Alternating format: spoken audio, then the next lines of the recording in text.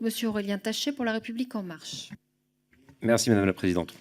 Merci Monsieur le rapporteur pour cette présentation complète. Mais comme vous ne l'avez pas fait, je voudrais quand même rappeler que les chiffres du chômage sont actuellement de 8,8%, le taux d'emploi des 15-64 ans de 66,1%, le meilleur depuis 1980.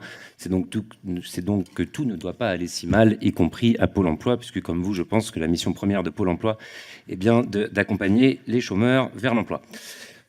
Dans ce contexte-là, avec un chômage qui baisse, il n'est pas non plus complètement surprenant qu'on baisse un petit peu les effectifs de Pôle emploi, puisque précisément leur mission est d'accompagner les chômeurs. Quand il y en a moins, il est donc normal que les effectifs baissent un peu aussi, de manière cependant très raisonnable, puisqu'on est seulement à 400 ETPC en moins. Je ne crois pas qu'on puisse parler d'hémorragie. Il nous reste 54 000 agents et 48 000 ETP à Pôle emploi pour assurer les missions nécessaires.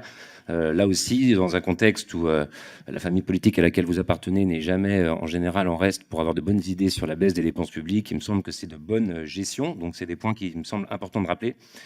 Une fois qu'on a dit ça, on peut se demander comment Pôle emploi va pouvoir assurer les missions qui sont les siennes avec cette baisse d'effectifs, puisque comme vous l'avez dit, il y a aussi des choses nouvelles à mettre en place, notamment les droits sociaux qu'on a ouverts l'année dernière, le chômage pour les démissionnaires, le chômage pour les travailleurs indépendants, des vraies avancées.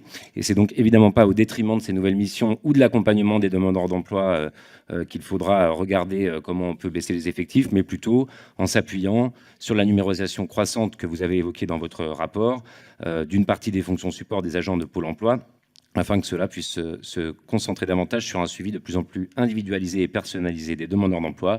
Et on gardera un budget donc, pour cet opérateur stabilisé autour de 5 milliards d'euros, ce qui devrait permettre de faire ce travail d'accompagnement qui est indispensable et pour lequel, là aussi, nous avons mis aussi de nouveaux outils en place dans la loi pour choisir son avenir professionnel. Je pense au journal de bord ou encore dans le cadre du plan pauvreté avec l'accompagnement global pour les demandeurs du RSA. Donc je ne suis moins inquiet que vous sur la situation, même s'il reste évidemment des choses à